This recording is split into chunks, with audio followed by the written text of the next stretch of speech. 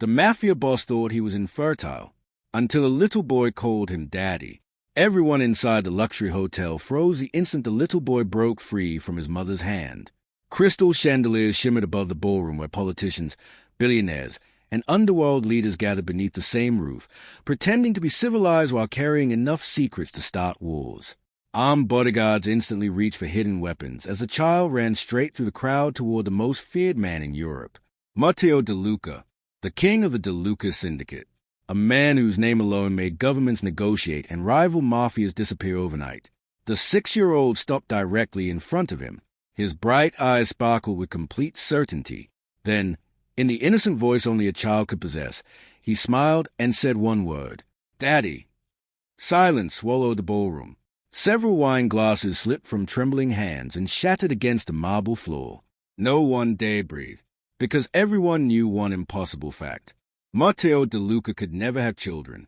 5 years earlier, a sniper's bullet had nearly ended his life during an assassination attempt in Montenegro. The emergency surgery had saved him, but the doctors had delivered another verdict that quietly destroyed the future he had never admitted wanting. The damage was irreversible. Every specialist reached the same conclusion. Matteo was permanently infertile. The diagnosis became one of the organization's most closely guarded secrets. Not because Matteo cared about becoming a father, but because weakness invited predators. A mafia king without an heir became a target. His enemies waited patiently for the day his empire would die with him. That day never came. Instead, an impossible child had just called him father in front of every influential person who mattered. Matteo slowly lowered the champagne glass in his hand. His expression never changed. Years of ruling an empire built on blood had taught him how to hide every emotion beneath a face carved from stone. But inside his mind, chaos erupted. The boy looked no older than 6. Dark hair, gray eyes, the exact shade that had existed in every De Luca man for 4 generations. Even the tiny scar above his eyebrow mirrored Matteo's own childhood injury. Coincidence. Impossible coincidence. His security chief stepped forward immediately. "Boss!" Matteo raised one finger. The entire security team froze. He never took his eyes off the child. The little boy simply smiled wider, as though he had finally found someone he had been searching for his entire life. Across the ballroom, a woman suddenly turned pale. The color drained from her face so quickly it looked as if every drop of blood had abandoned her body. Sofia Romano. She hadn't expected this. Not today. Not ever.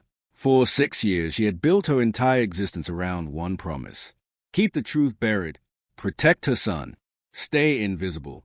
She had changed cities, changed identities, changed careers, destroyed every photograph connecting her to the man she once loved. She believed the past had finally stopped hunting her. She was wrong. One innocent word from her son had just destroyed 6 years of carefully constructed lies. Matteo's eyes slowly lifted from the boy to the terrified woman standing across the room. Recognition arrived like lightning.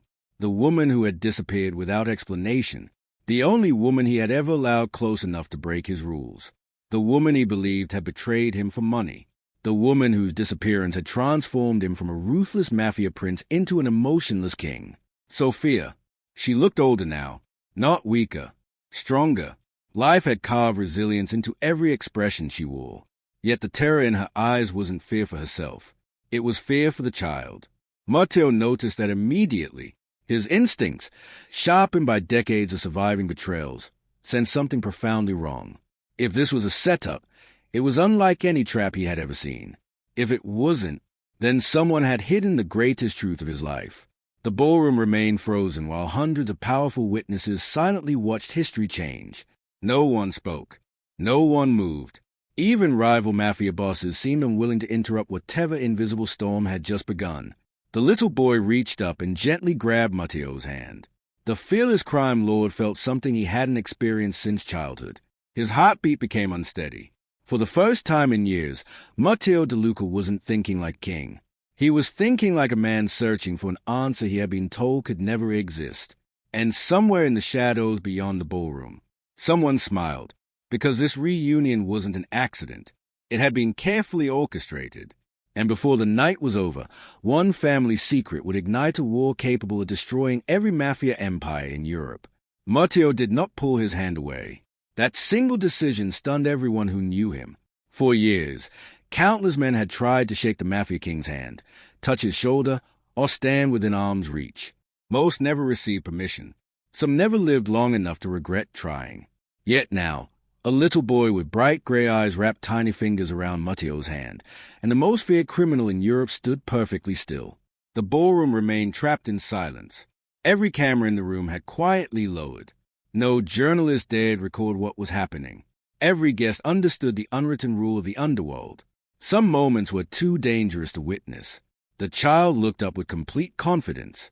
There was no fear, no hesitation, only familiarity, as though he had done this before in his imagination 1,000 times. Matteo studied every detail of the boy's face, the shape of his jaw, the tiny birthmark beneath his ear, the stubborn way he lifted his chin. They were details no stranger should possess. His instincts whispered something terrifying. Children inherited more than appearances. They inherited habits. Sophia finally forced herself to move. Each step toward them fell heavier than the last. 6 years. She had survived 6 years by preparing for this exact nightmare. But nothing had prepared her for how calm Matteo looked. She remembered that expression. It was the same face he wore before making impossible decisions. The face that never revealed anger until it was far too late. Her heartbeat pounded painfully against her ribs. She wasn't afraid for herself anymore. She had accepted years ago that if Matteo ever found her, he would demand answers. She feared something much worse. If he learned the truth too quickly, people watching this reunion would realize the De Luca bloodline had an heir. And once that happened, every rival family in Europe would hunt her son before sunrise. Matteo finally spoke. His voice was quiet enough that only those closest could hear.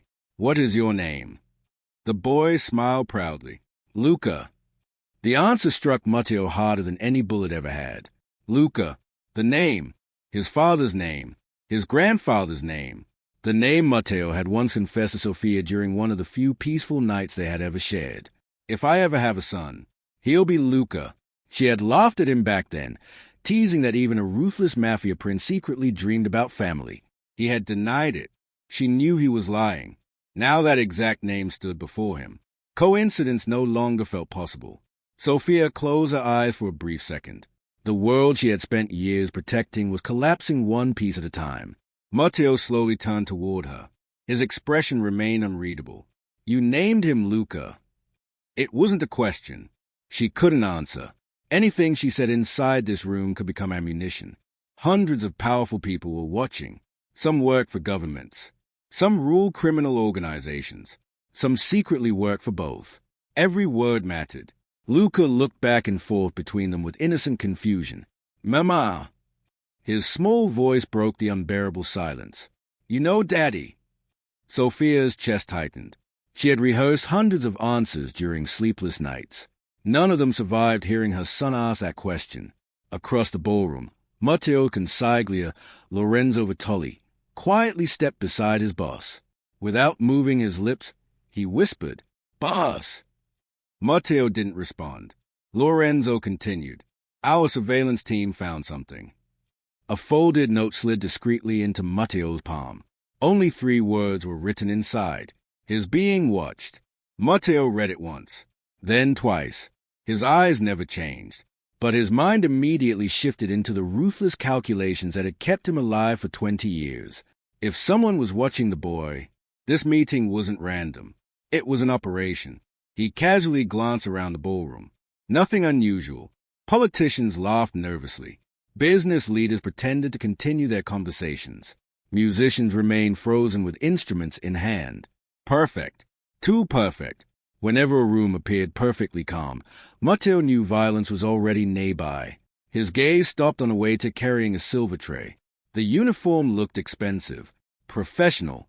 Everything seemed ordinary, except the man's shoes. Military-grade tactical soles. Not hotel issue. The waiter noticed Matteo looking. For less than half a second, their eyes met. The man immediately turned away. Matteo felt a familiar sensation that had saved his life countless times. Danger. Real danger. He gently released Luca's hand. Without changing his expression, he adjusted the cuff of his suit. It looked like an ordinary movement. Every De Luca bodyguard instantly recognized the silent command. Maximum threat level. Across the ballroom, nearly 40 undercover guards subtly shifted positions without alarming the guests. Exit routes became secured. Snipers hidden on nearby rooftops received encrypted updates. Medical teams moved into standby. No panic, no visible reaction. Only an invisible fortress forming around one little boy. Sophia noticed the changes immediately. Her blood ran cold. She remembered how Matteo fought wars. He never waited for enemies to attack first. If he believed danger existed, he erased it before anyone else even realized it was there. Then she saw something that terrified her even more. Matteo wasn't positioning his men around himself. He was positioning them around Luca. For the first time that night, Sophia understood something she had prayed would never happen. Whether Matteo believed the child was his or not, his instincts had already accepted the role of protector. There was no turning back now. Hidden on the second-floor balcony, a man lowered a high-powered camera. He smiled into a concealed microphone. Confirmation complete. He paused, then spoke the sentence that would ignite a continent-wide bloodbath.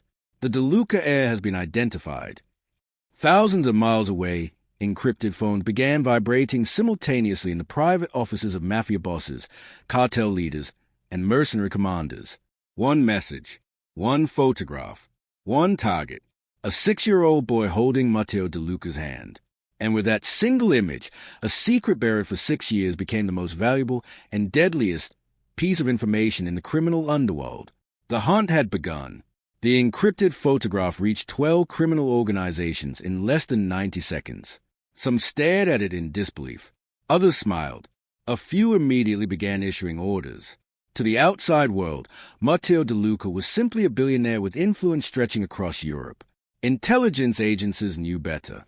He controlled shipping routes, private ports, financial networks, and enough loyal soldiers to destabilize governments if he chose. But every empire shared one weakness. Succession. 4 years, rival syndicates had accepted one comforting truth. Matteo would die without an heir. His empire would fracture. Lieutenants would fight each other. Territories would become available. Fortunes would change hands. Now that future had vanished. A single little boy had rewritten decades of calculations, and that made Luca the most valuable target alive. Inside the ballroom, Matteo remained outwardly calm. Only Lorenzo recognized the subtle signs. His boss's breathing had slowed. His eyes moved with unnatural precision. Every exit, every ceiling camera, every guest, every waiter, every possible line of fire. The predator had awakened. He spoke quietly enough that only Lorenzo could hear. Lock the building.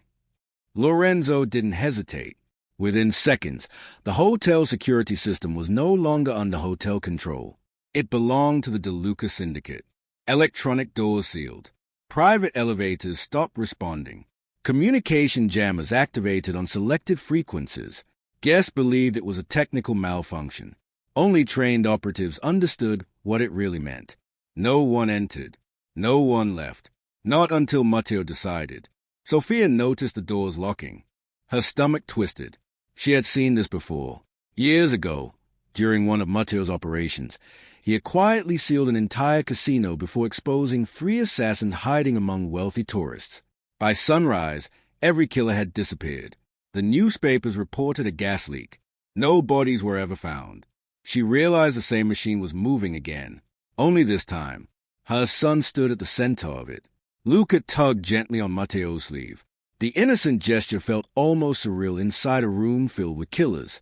He looked up with complete curiosity. Why is everyone staring at us? Matteo looked down. For a brief moment, something unfamiliar crossed his face. Not softness. Something deeper. Responsibility. He crouched slightly until they were almost eye level. His voice remained calm. They are curious. Luca nodded as though the answer made perfect sense. Children accepted simple explanations. Adults complicated everything. The boy reached into his small jacket pocket. I made this. He pulled out a folded piece of paper. Crayons. Clumsy lines. A drawing. Sophia's heart nearly stopped. No, not that drawing. Please, not here. Matteo unfolded it carefully. At the center stood 3 stick figures holding hands. Above them, written in uneven childish handwriting, were 3 names. Mama, me, Daddy. The figure labeled Daddy had gray eyes colored with pencil. Just like Matteo's, the world around him disappeared. He remembered another drawing. Years earlier, Sophia had once sketched the outline of a small house on a napkin during dinner. She had laughed and asked how many children he wanted. He had rolled his eyes. She kept insisting. Finally he answered, 1. Only 1. If I ever have a child. He had stopped talking, because admitting such dreams felt dangerous. Now, 6 years later, a child he had never met had drawn the exact family he secretly imagined. Coincidences no longer existed. Sophia stepped forward. Her voice was steady despite the panic inside her. Luca. He toned. Come here. The boy looked between them. But Mama, I found Daddy. Those 4 words struck Sophia harder than anything else. Children always search for belonging. She had spent 6 years telling Luca stories. Never lies, only incomplete truths. She told him his father had been brave, that he protected people, that one day fate might answer his questions. She never expected fate to answer in front of 500 witnesses. Across the ballroom, a violinist quietly lowered his instrument. He wasn't a musician. He never had been. Hidden beneath the polished wooden violin rested a compact sniper rifle, assembled piece by piece over previous hour. His earpiece crackled. Visual confirmed. He adjusted his position. Crosshairs aligned through a narrow opening between decorative pillars. The target wasn't Matteo. It wasn't Sophia. It was Luca. Orders were clear. Kill the heir. Break the empire before it begins. The assassin exhaled slowly. His finger tightened against the trigger. Outside the hotel, 3 black SUVs rolled silently to the curb. No license plates. Bulletproof glass. Professional drivers. The men inside wore tailored suits instead of tactical gear. They belonged to the Volko Bratva, Russia's most ruthless syndicate. Their leader smiled while studying the photograph on his tablet. So, he murmured, the impossible son exists. He closed the device. Take the child alive. One of his captains hesitated. And Matteo? The old crime lord's smile widened. If necessary. He looked toward the illuminated hotel. Kill the father. Back inside, Matteo's instinct screamed. He didn't know why. He couldn't see the assassin. He couldn't identify the threat. But 20 years of surviving ambushes had taught him to trust a feeling that came before death. His eyes swept the room one final time. Then they stopped. The violinist, his left shoulder, too rigid. His breathing, too controlled. Not a musician, a shooter. Time seemed to slow. The assassin's finger completed the trigger pull. The suppressed rifle fired. The bullet sliced silently through the ballroom, straight toward little Luca's heart. The shot was almost silent. Most people in the ballroom never heard it. They only saw Matteo De Luca move. One moment he stood perfectly still. The next, the most feared man in Europe exploded into motion with a speed that defied belief. His left arm wrapped around Luca.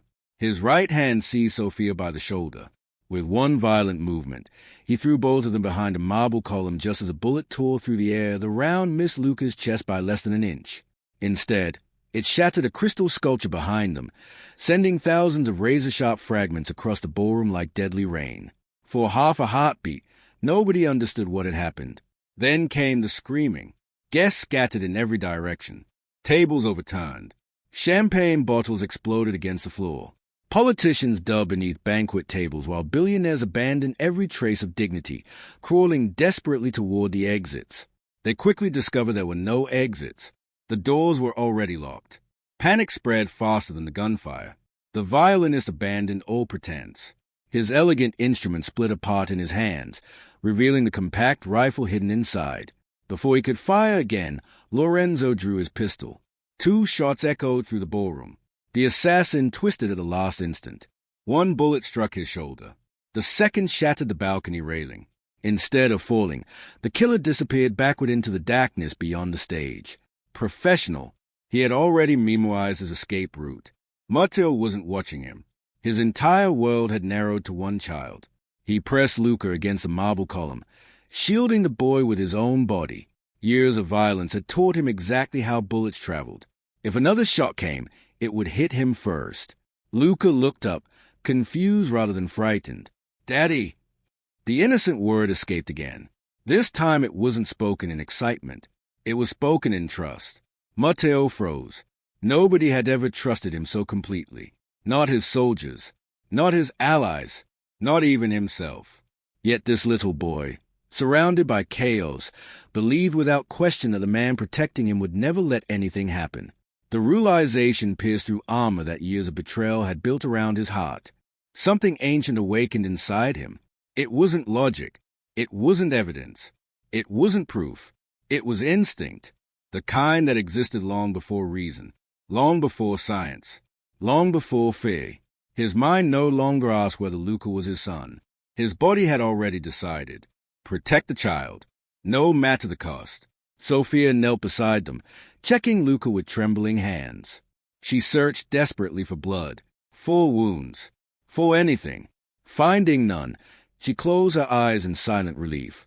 When she looked back at Matteo, she saw something that terrified her even more than the assassination attempt. He wasn't angry. He was focused. Matteo De Luca was never more dangerous than when he became completely calm. His breathing slowed. His pulse steadied. The world transformed into a battlefield mapped inside his mind. He spoke into the tiny communication device hidden beneath his collar. Status. Voices answered immediately. East corridor secure. Kitchen clear. Rooftop sniper team in position. North stairwell compromised. Lorenzo's voice came last. Boss, multiple unidentified armed teams have entered the building. Matteo didn't react. Numbers. Minimum 20. Affiliations. Unknown. Unknown. That single word meant everything. Professional organizations always announce themselves through methods, weapons, or signatures. Unknown enemies were the most dangerous, because they answered to no predictable rules. Outside, the first explosion shook the hotel. The blast wasn't large enough to destroy the building. It was designed for something else. The underground parking garage collapsed. Every escape vehicle was buried beneath concrete. The message was unmistakable. No one was leaving alive, unless the attackers allowed it. Smoke drifted through the lower floors. Emergency alarms screamed. Automatic sprinklers activated, soaking marble floors and expensive suits alike. Within seconds, the luxurious ballroom resembled a war zone. Lorenzo reached Matteo's position. His usually composed face had hardened. "We intercepted encrypted traffic."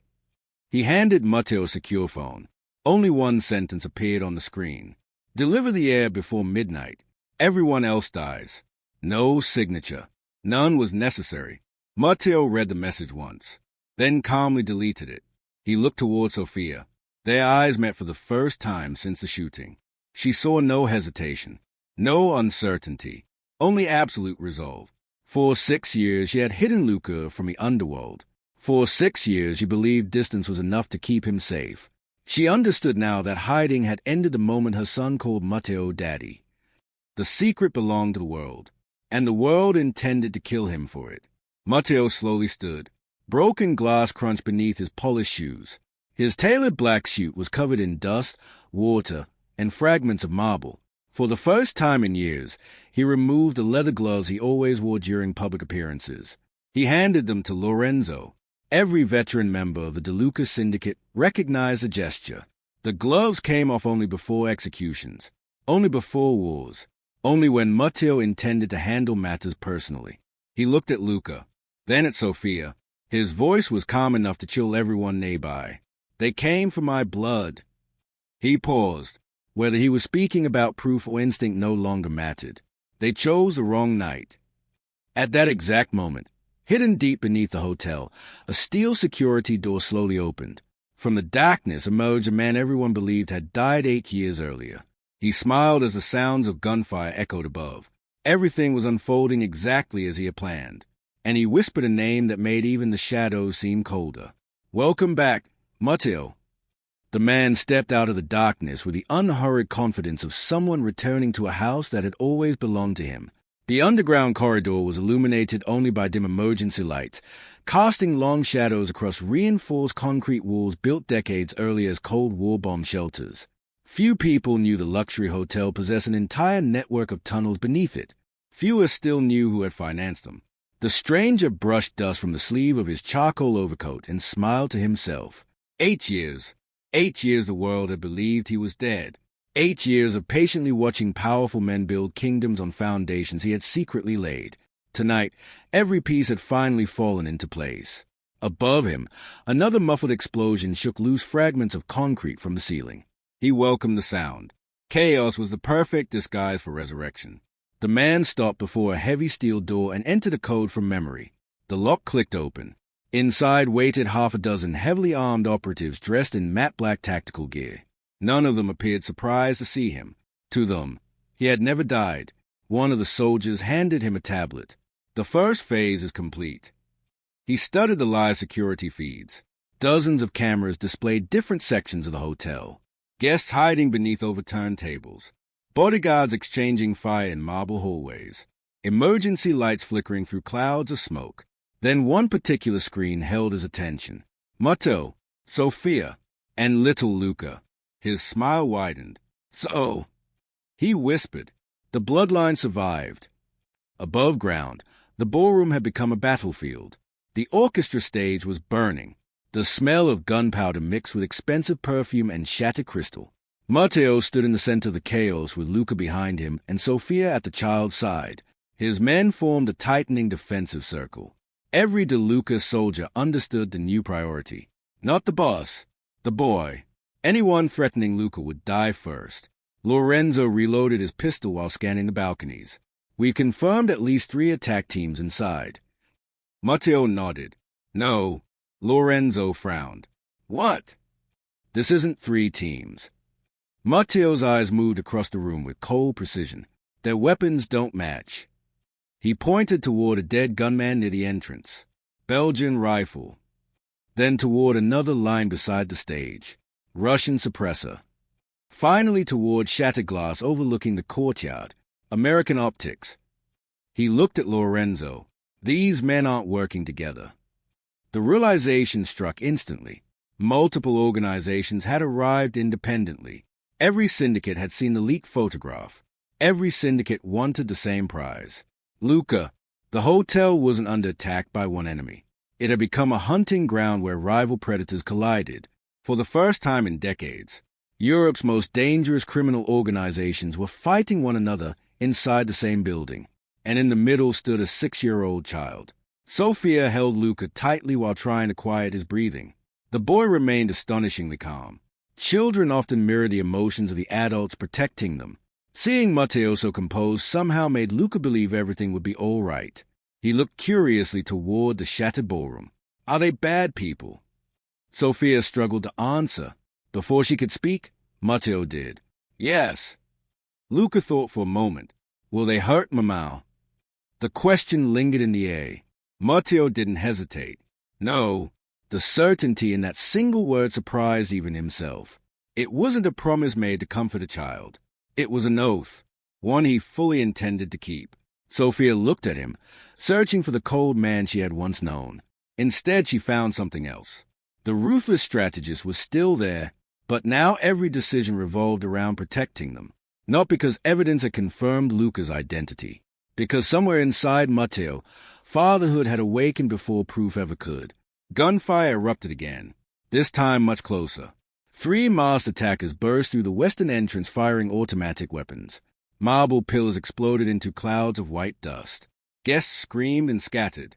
The De Luca soldiers returned fire instantly. The exchange lasted less than 10 seconds. When the smoke cleared, 2 attackers were dead. The third crawled desperately toward cover.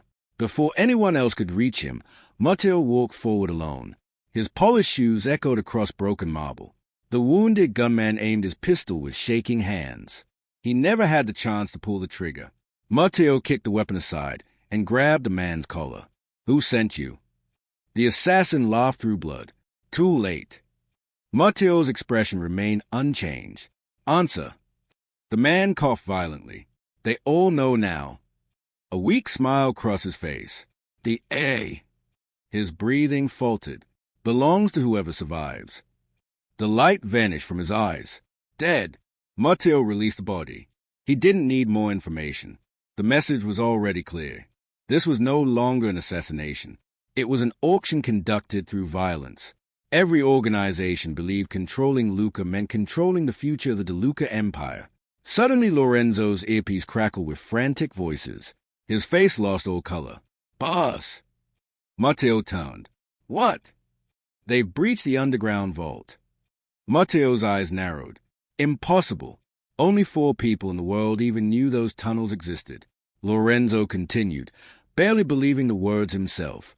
"Our internal sensors detected someone using your father's master access code." For the first time since the shooting began, Matteo's composure cracked. Only one man possessed that code. One man. A man buried 8 years ago. His father. "No." Matteo whispered. "He died." Lorenzo swallowed hard. Either someone stole his clearance.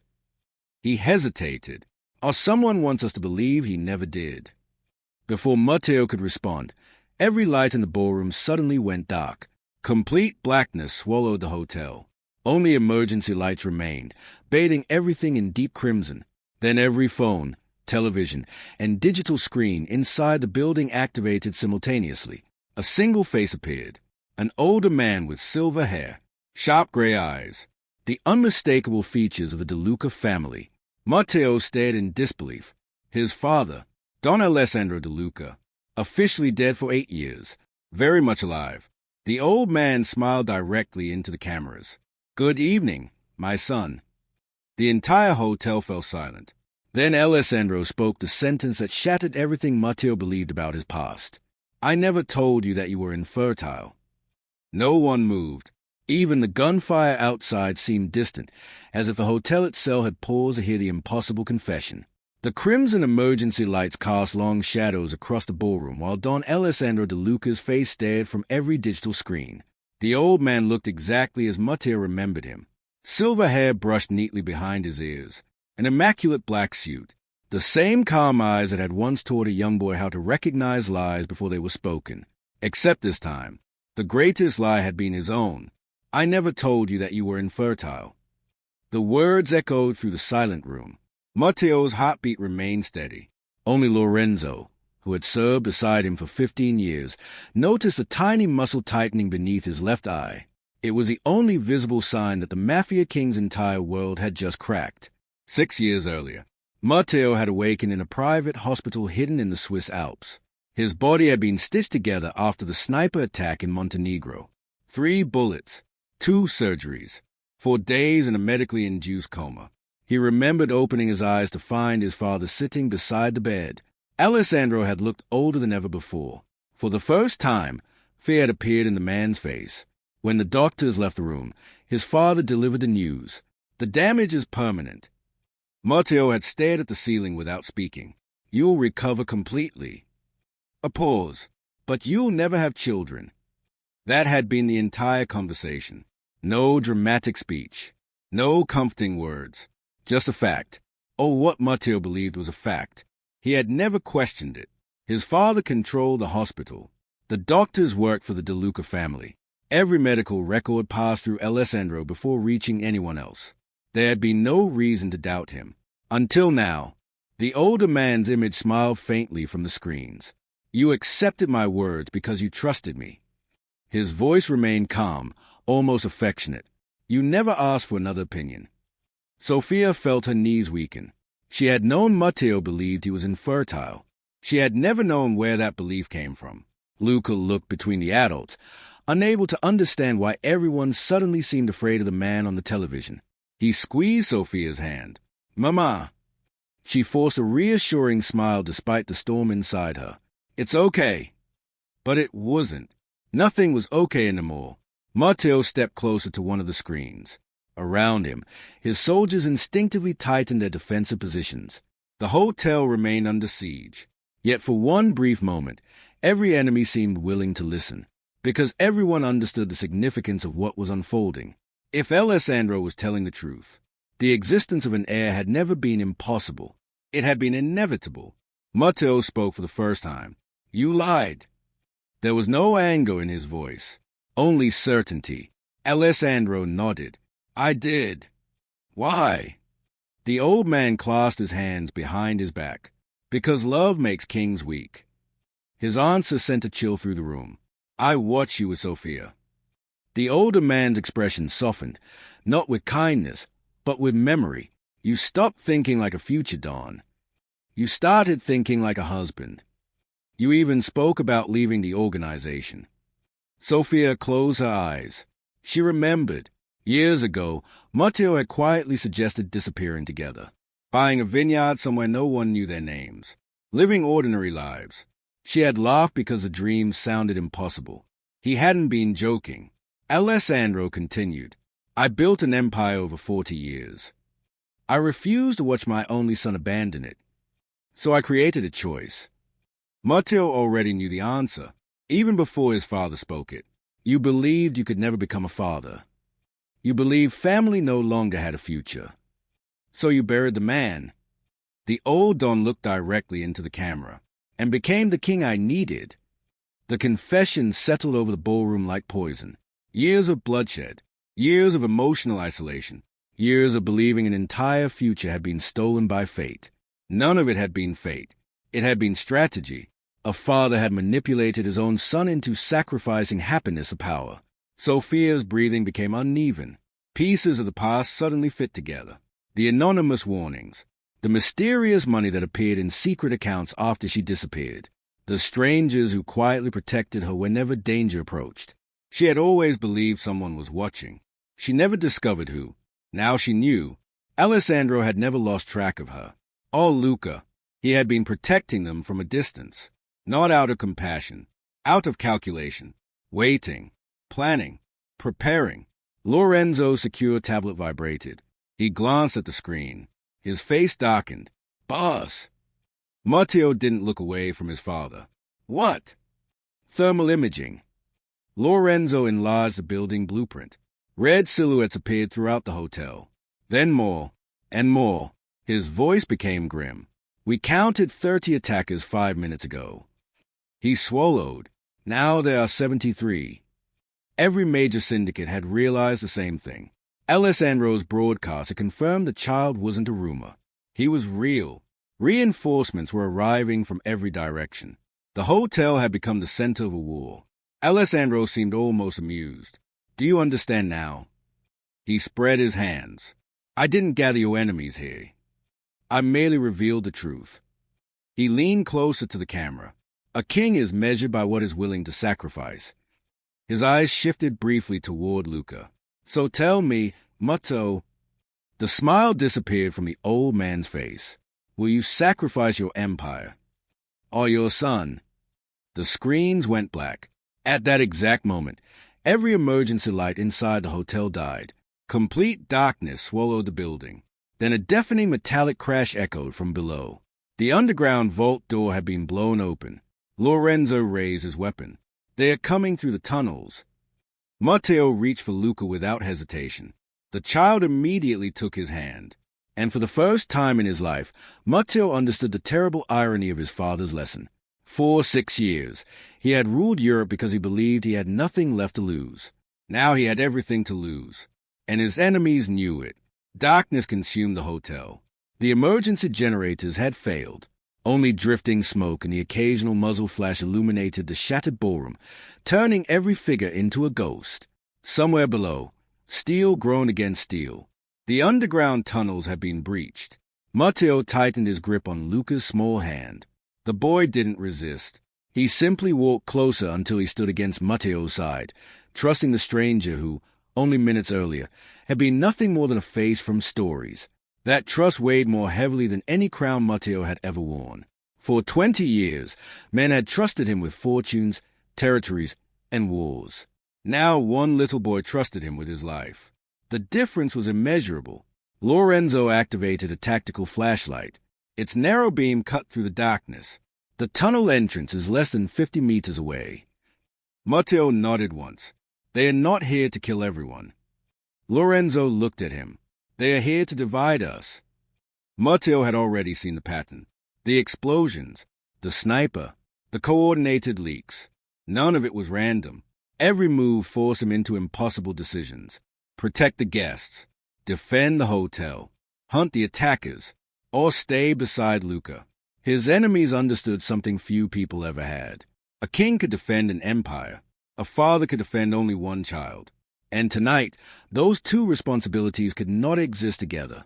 Sophia knelt in front of Luca, brushing tiny fragments of glass from his jacket. She forced herself to smile. "You remember what I taught you?" Luca nodded. "If I get scared..." He took a deep breath. "I look at the person protecting me." Sophia felt tears threatening to surface. He wasn't looking at her anymore. His eyes remained fixed on Matteo. She should have felt jealous. Instead, she felt relief. Children recognized safety before adults did. Some instinct inside Luca had already chosen the person he believed could keep him alive. Sophia silently accepted it. Another explosion echoed through the lower levels. This one was closer. Dust rained from the ceiling. A section of the ballroom floor cracked, revealing darkness beneath. Then came footsteps. Slow, measured, dozens of them. Not rushing, not panicked. Professionals. Lorenzo counted under his breath. They are spacing themselves. Matteo understood immediately. Stack formation. Military, not mafia. Someone had hired former Special Forces operators. The cost alone would reach tens of millions. Only one objective justified spending that much money: capturing Luca alive. Across the room, terrified guests huddled behind overturned tables. Among them sat a young waitress no older than 22. She clutched her bleeding arm while trying to comfort an elderly couple trapped beside her. Matteo noticed her immediately, not because she mattered politically, because she reminded him of something he had forgotten. Ordinary people. Years of ruling the underworld had trained him to calculate assets and liabilities. Tonight he saw frightened civilians, people with families waiting at home, people who had unknowingly walked into a mafia war. His father would have abandoned them without hesitation. The old Matteo might have done the same. The man standing here now could not. Lorenzo. "Boss, get every civilian into the Eastern Service corridor." Lorenzo hesitated. "That route exposes our flank." "I know. We'll lose tactical advantage." "I know. Then why?" Matteo interrupted him. "Because they are not soldiers." For a brief second, Lorenzo simply stared. He had served Matteo long enough to understand the significance of those words. The king who once measured victory only in survival had just accepted greater personal risk to save strangers. Fatherhood had already begun changing him, and the transformation had started before anyone proved Lucas shared his blood.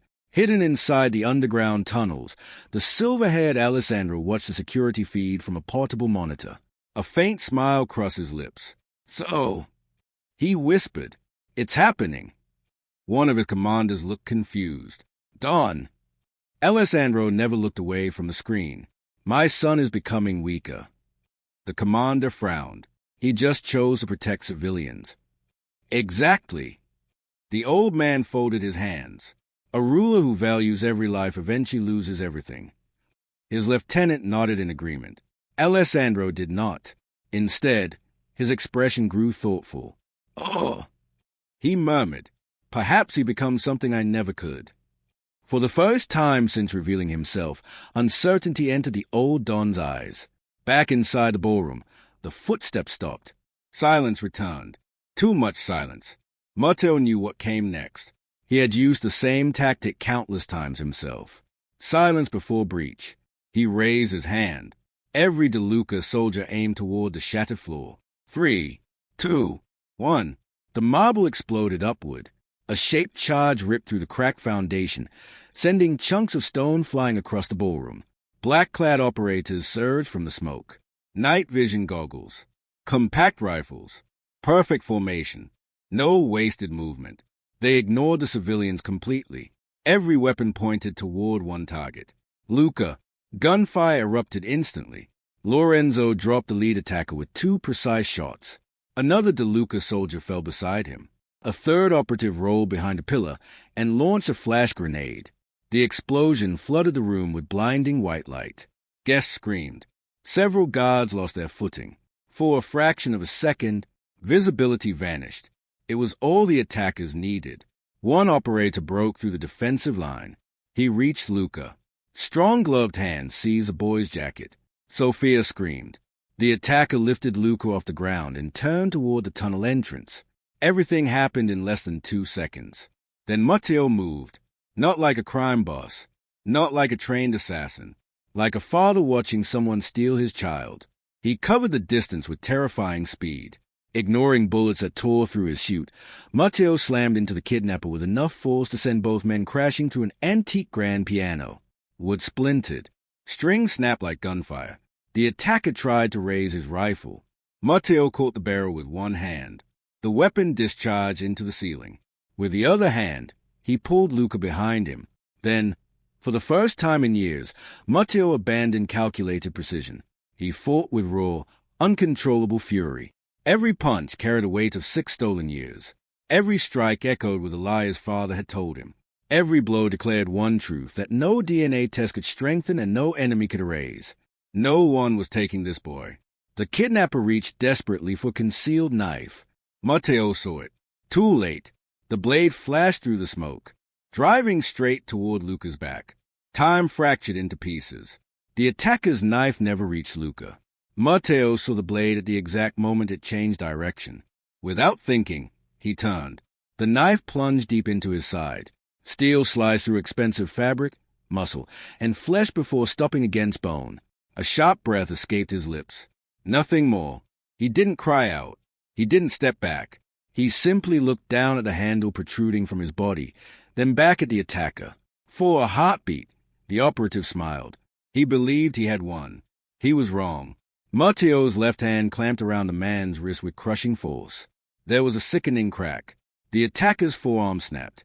Before the scream could leave his throat, Matteo drove his forehead into the man's face. Bone shattered. Blood sprayed across the broken piano.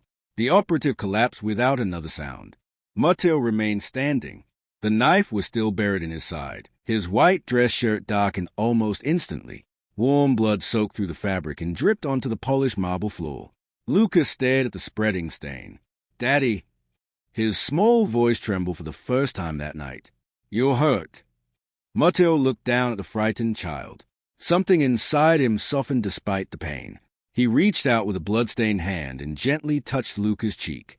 "I'm still standing." Those 3 words carried more comfort than any elaborate promise ever could. Sophia rushed forward. The moment she saw the knife, her medical instincts overpowered everything else. "Don't pull it out." Matteo gave a faint nod. She tore a strip from the sleeve of her dress and pressed it around the wound, trying to slow the bleeding. Her hands shook despite years of training. She had treated strangers in emergency rooms. She had remained calm during disasters. Yet seeing Matteo bleeding for her son made it impossible to think clearly. She looked into his eyes. "Why?" The question escaped before she could stop it. "You didn't even hesitate." Matteo answered without looking away from Luca. "I didn't." "No," Sophia swallowed. "I mean." Her voice broke. "You believed you couldn't have children. You had no proof.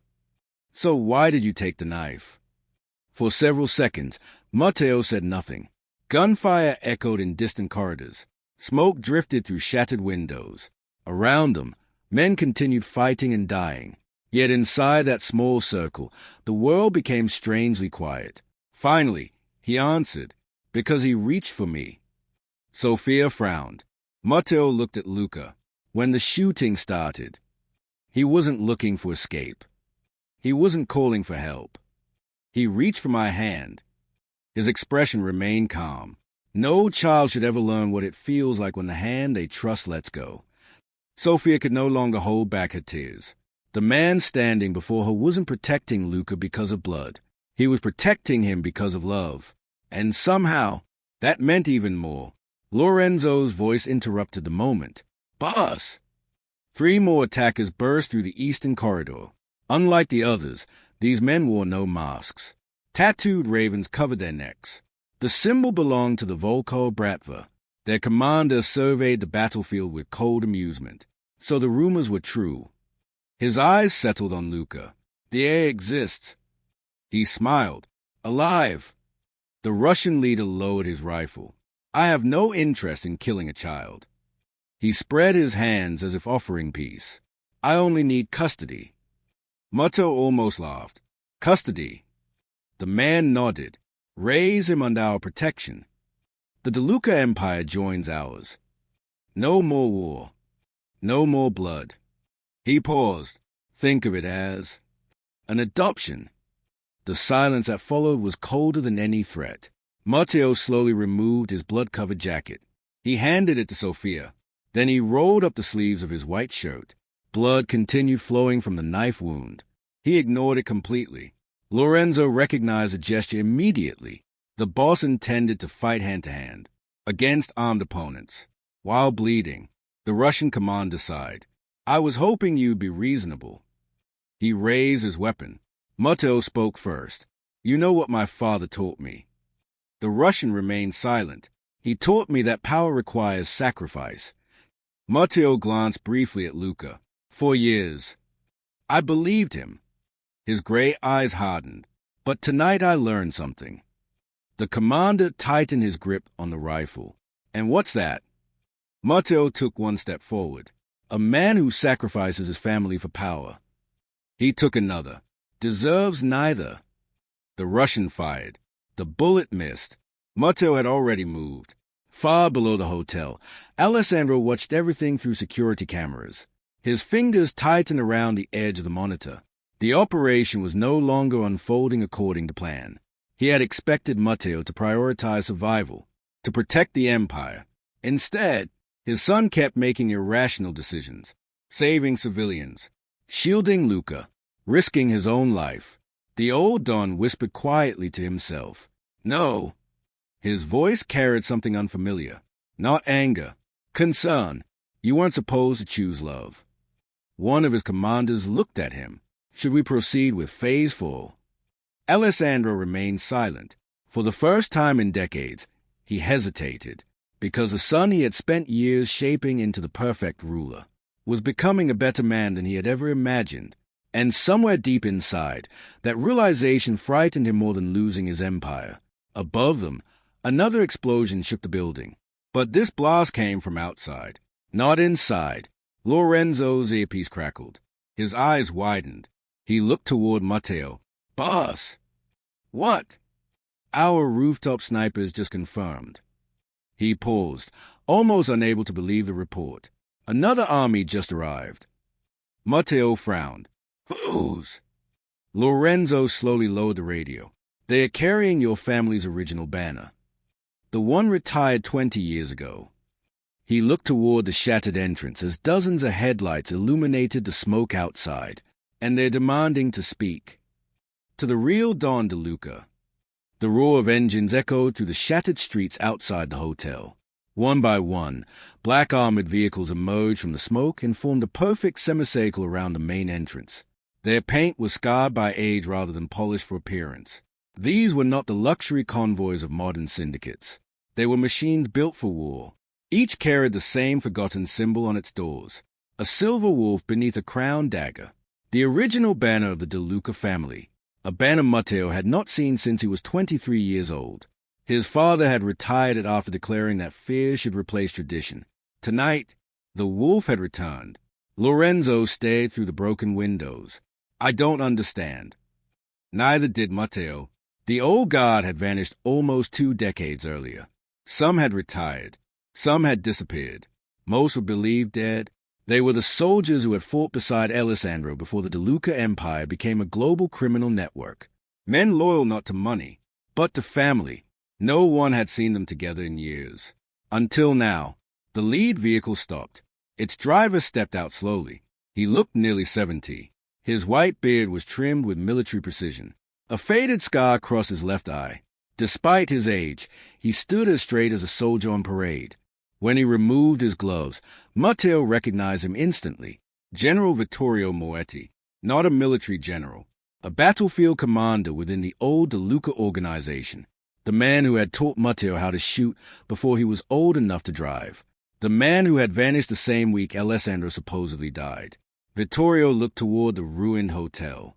Then he knelt, not before Alessandro, before Matteo, Behind him, more than 80 veterans knelt as well. Even through the shattered windows, the gesture stunned everyone inside. Lorenzo whispered, "They still recognize you as Don." Deep beneath the hotel, Alessandro watched the scene unfold on a monitor. For the first time that night, his expression hardened. "No." One of his commanders looked confused. "Don, I ordered them disbanded." His voice grew colder. They were never supposed to answer another De Luca. He understood immediately what had happened. The old soldiers had ignored his final command. They had waited, not for him, for Matteo. For years they had remained invisible, watching from the shadows until the rightful moment arrived. And tonight, they had chosen their king. Outside, Vittorio rose slowly. He pressed one finger to the communication device hidden beneath his collar. His voice echoed through loudspeakers positioned around the hotel.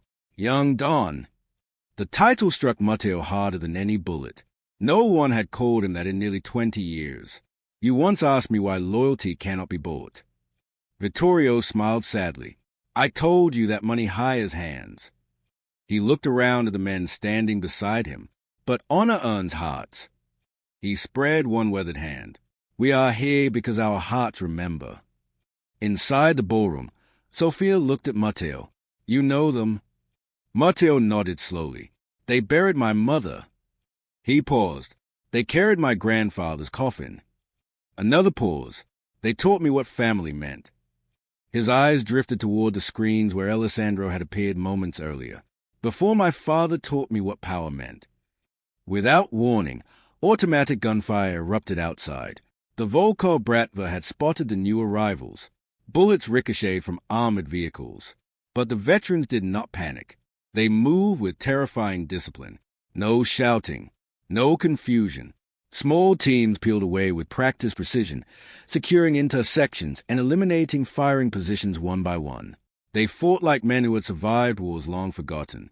Within 3 minutes, the Russians lost 2 entire assault squads. Lorenzo watched in disbelief. "They are old." Matteo answered quietly. "They experienced." There was a difference. Young soldiers relied on speed. Old soldiers relied on certainty. Suddenly, every light in the ballroom flickered back to life. The security screens activated once more. Alessandro appeared again. This time, he wasn't smiling. I wondered how long it would take. His eyes settled on Vittorio outside. "My oldest friend." Vittorio looked directly at the nearest camera. "No." His voice carried decades of disappointment. "I was your friend." Silence followed. Then Vittorio spoke words no one expected. "You stopped being Alessandro De Luca the day you ordered Elena's death." Matteo felt the world tilt. His mother, Elena De Luca, official records stated she had died in a car accident 21 years earlier. He had visited her grave every year. He remembered rain, white roses, his father standing silently beside him. Alessandro's expression did not change. "Careful, Vittorio." The old commander ignored the warning. It wasn't an accident. Sophia's breath caught. Lorenzo slowly lowered his pistol.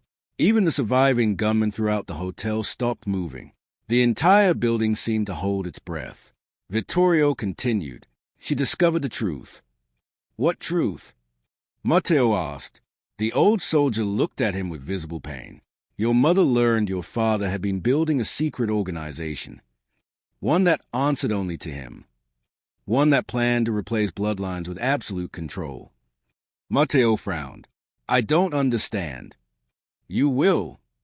Vittorio's voice grew heavy. "Because everything that happened afterward." He looked toward Luca. "Began with the night your mother refused to let your future be stolen." Deep underground, Alessandro slowly removed an old gold wedding ring from his finger. He stared at it for several seconds, then placed it carefully on the table beside him. His commanders exchanged nervous glances. They had never seen him remove it. Not once. Alessandro closed his eyes. "So," he whispered, "the past has finally caught me." He reached into a locked metal case. Inside rested an aged leather folder marked with one handwritten word. "Elena." He opened it. The first page contained a DNA report dated 7 years earlier. The result was unmistakable. Probability of paternity, 99.9998%. Alessandro had known the truth all along. Luca was Matteo's son. He had hidden the report, destroyed every official copy, and let 6 more years pass. The old Don looked toward the camera one final time. There's only one move left. He pressed a red button beneath the table. Somewhere beneath the hotel, a deafening mechanical rumble echoed through the tunnels. Lorenzo's tactical map suddenly flashed bright red. His face drained of color. "Boss!" Matteo toned. "What now?" "The underground foundation." Lorenzo swallowed hard. "It's been rigged with enough explosives to collapse the entire hotel."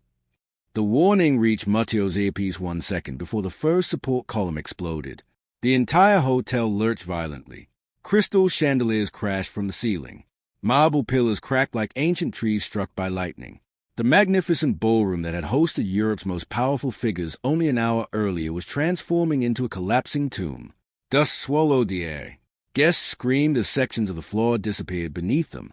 Lorenzo looked at the tactical display one final time before it went completely black. "The Foundation charges are linked." His voice was almost drowned out by the sound of twisting steel. "If one section falls..." He didn't finish the sentence. He didn't have to. The entire structure would collapse from the bottom up. Matteo immediately understood Alessandro's final move. It wasn't about winning. It was about erasing every witness, every rival, every secret, every piece of evidence. If no one escaped the hotel, history would remember only a tragic terrorist attack.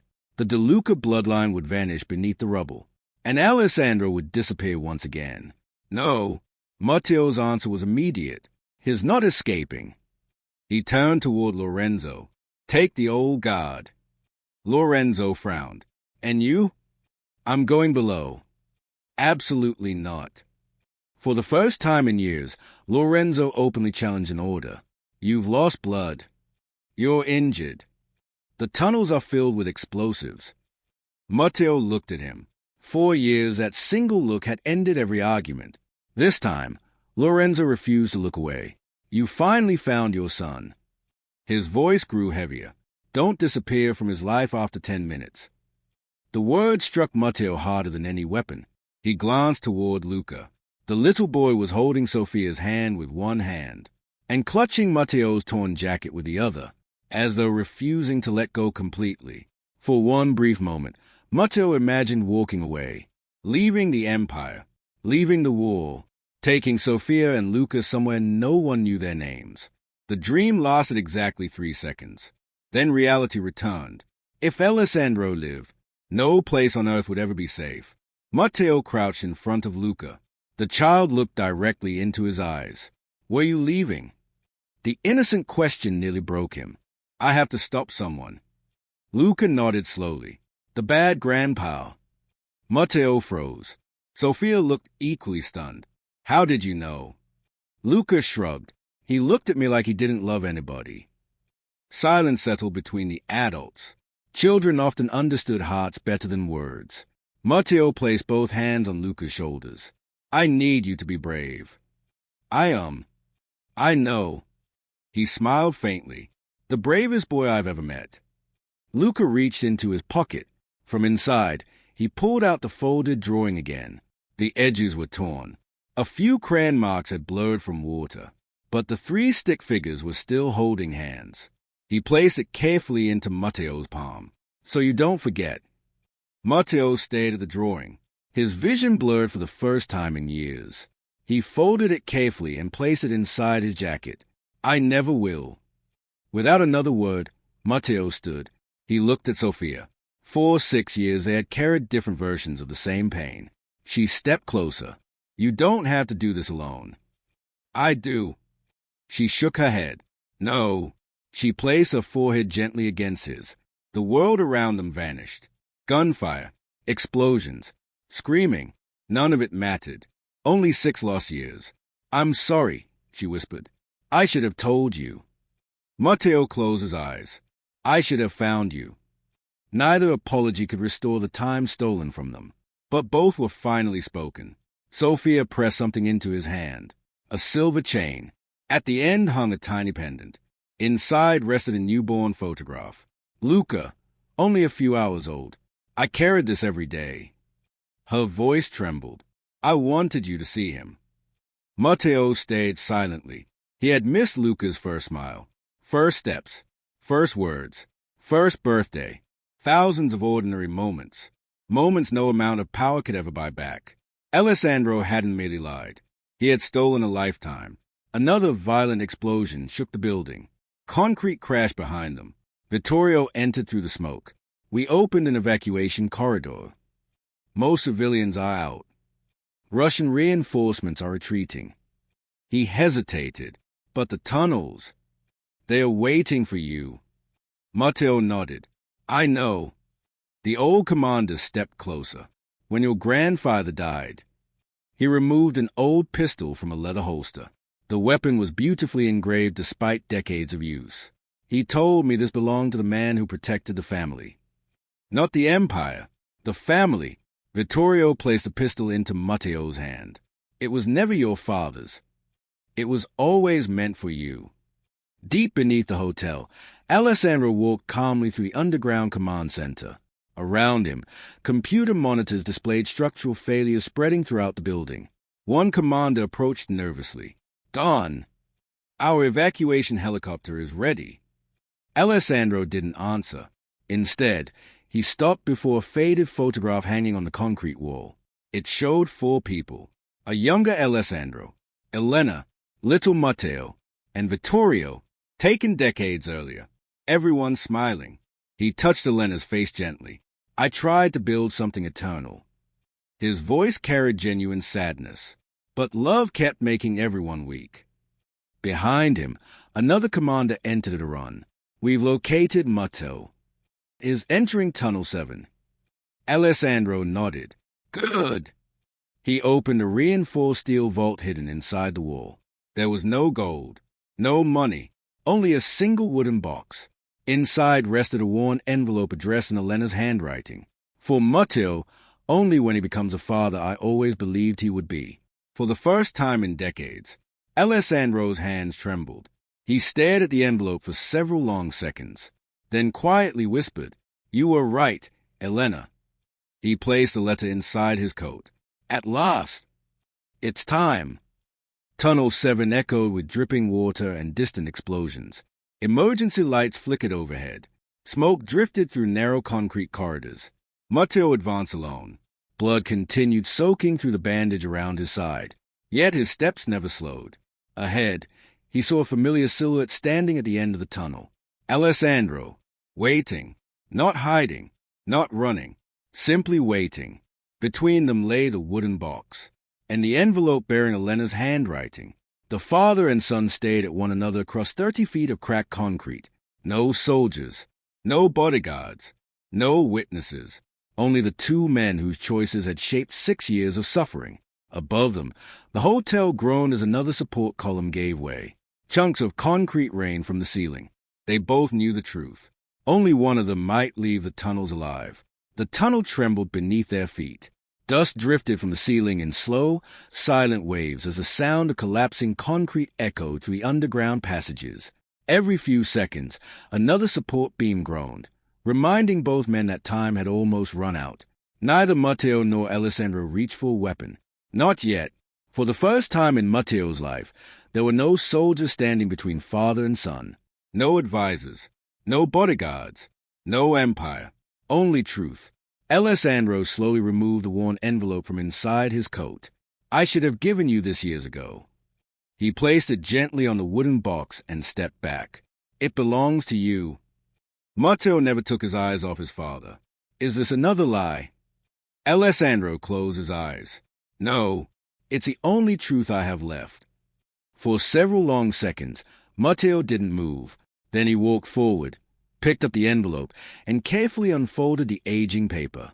The handwriting was unmistakable. His mother's. My dearest Matteo, if you are reading this, it means your father has finally lost his war against love, or you have won yours. I have watched you since the day you were born. You were never fascinated by power. You were fascinated by people. Even as a little boy, you cried when injured birds fell from their nests. You shared your toys with children who hated our family. You believed strength existed to protect, never to dominate. That frightened your father. He believed kindness would destroy the empire. I believed kindness could save our family. If he tells you that I betrayed him, don't believe him. I never betrayed your father. I only refused to let him turn you into another version of himself. One day, you will stand where he stands now. On that day, remember this, a man who rules through fear dies alone. A man who protects those he loves is never truly defeated. If God blesses you with a child, choose your child before your throne. Always, because empires end. Family should not. I love you more than any kingdom ever could. Mother. Matteo lowered the letter. His hands trembled. Not from pain. Not from bloodlust. From grief. 21 years.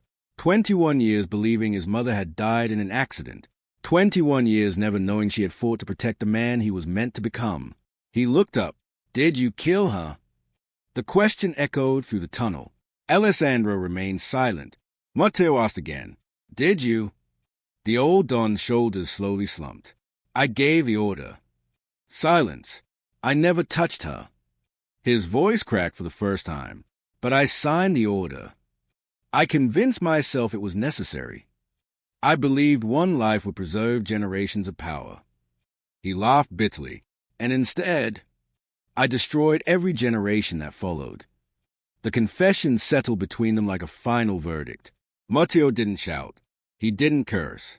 He simply nodded, as though the answer confirmed what his heart had already known. You didn't lose your empire today. You lost it 21 years ago. Suddenly, the tunnel shook violently. One of the support columns split down the middle. Concrete crashed onto the floor behind them. Lorenzo's frantic voice burst through Matteo's earpiece. Boss! The tunnels are collapsing. You have less than 3 minutes. The connection died. Matteo looked toward the exit, then back at his father. Alessandro smiled faintly. Go! Matteo didn't move. The charges are irreversible. Take your family. The old Don looked strangely peaceful. My story ends here. Matteo stared at him. You expect forgiveness. No. I expect judgment. Another explosion shook the tunnel. Steel pipes burst overhead, flooding the corridor with rushing water. Alessandro slowly drew a pistol. Matteo instinctively reached for Vittorio's engraved handgun. For one suspended moment, father and son aimed at each other. Then Alessandro turned the pistol around and placed it on the wooden box. I've spent 40 years teaching men how to die. His eyes filled with regret. I never learned how to live. He stepped backward beneath the cracked support beams. This is the only sentence I can carry myself. Matteo understood. He lowered his weapon. I'm not going to execute you. Alessandro nodded. I know. Your mother won. For the first time in decades, the old Don smiled, not as a king, but as a father finally seeing the son he had failed to understand. Protect them. Those were the last words Alessandro De Luca ever spoke. He slammed the emergency blast door controls. A massive steel barrier crashed down between himself and Matteo. Matteo lunged forward, but the door struck the floor with a deafening boom. Father! No answer came, only a final explosion. The tunnel behind the steel door disappeared in a mountain of collapsing concrete. Alessandro De Luca vanished beneath the ruins of the empire he had sacrificed everything to build. Matteo ran. For the first time in years, he wasn't running toward power. He was running toward family. He burst through the emergency exit just as the hotel began its final collapse. The old guard had formed a human corridor through smoke and debris. Vittorio was shouting orders while helping injured civilians into armored vehicles. Sofia saw Matteo emerge. She ran. So did Luca. The little boy threw himself into Matteo's arms with such force that both nearly lost their balance. You came back. Matteo held him tightly despite the pain from the knife wound. I promised. No. Luca smiled. You didn't. You just did. Matteo laughed through tears. The building behind them collapsed with a thunderous roar, sending a cloud of dust high into the night sky. The De Luca Empire's old headquarters was gone, buried forever. 3 months later, sunlight spilled across rolling vineyards in the hills of Tuscany. The world believed Matteo De Luca had disappeared. Officially, every major figure involved in the hotel disaster had died. Unofficially, the underworld had changed. Without Alessandro's secret organization and with rival syndicates devastated by the war, the old balance of power collapsed. Many criminal networks turned against one another. Others dissolved completely. Vittorio and Lorenzo quietly dismantled much of the De Luca criminal empire, selling legitimate businesses and donating hidden fortunes anonymously to hospitals, schools, and charities across Europe, fulfilling a dream Elena had once written about in her journals. Matteo never reclaimed the throne. He walked away from it. One quiet afternoon, a black SUV stopped outside a small countryside home. Lorenzo stepped out carrying a sealed folder. "I thought you'd want this." Inside was the original DNA report. Probability of paternity, 99.9998%. Matteo smiled softly. "I don't need it." Lorenzo looked confused. Matteo glanced toward the garden. Luca was laughing as Sofia chased him between rows of grapevines. The boy suddenly tripped. Without thinking, Matteo rushed forward. Before Sofia could reach him, Matteo had already lifted Luca into his arms. The child wrapped both arms around his neck. "I'm okay. Dad." "Dad." No hesitation. No uncertainty. Just love. Matteo looked back at the unopened DNA report. He folded it once, then quietly placed it inside the fireplace. The paper curled into flames. He didn't need science to tell him what his heart had known from the moment a little boy reached for his hand in a room full of bullets. Sofia walked over and slipped her hand into his. For a long moment, none of them spoke. They simply watched the sunset. No bodyguards, no gunfire, no lies, only the ordinary peace they had once believed impossible. Far away, on a simple white gravestone overlooking the sea, fresh flowers rested beneath two names engraved side by side. Elena De Luca, Alessandro De Luca. In the end, they were together again. One had believed love was stronger than power. The other had learned that truth too late. As the evening breeze moved through the vineyards, Luca looked up at Matteo with a grin. "Dad?" "Yes." "When I grow up, I don't want to be a king." Matteo smiled. "Good. What do you want to be?" Luca thought for a moment. "A good father." Matteo pulled him close. "Then you've already chosen the harder and better path." And somewhere beyond the hills, where old empires had turned to dust, one timeless truth remained. Power can build kingdoms. Love is what keeps a family alive.